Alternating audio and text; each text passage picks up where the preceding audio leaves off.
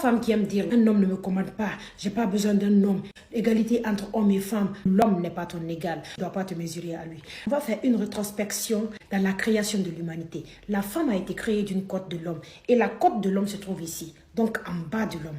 Premier signe pour te dire que tu seras jamais l'égal d'un homme.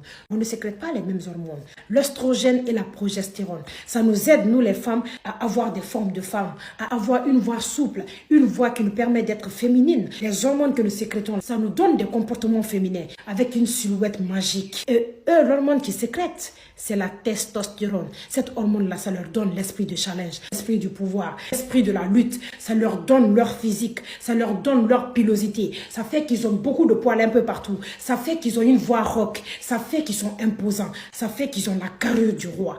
Et donc, tu ne peux pas te comparer à lui. Même la manière dont Dieu nous a créés, ça signifie tout simplement qu'on n'est pas pareil.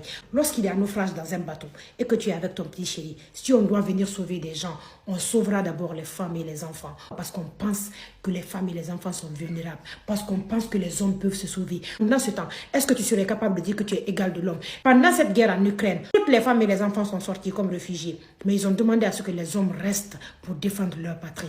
Est-ce que tu peux te comparer à un homme?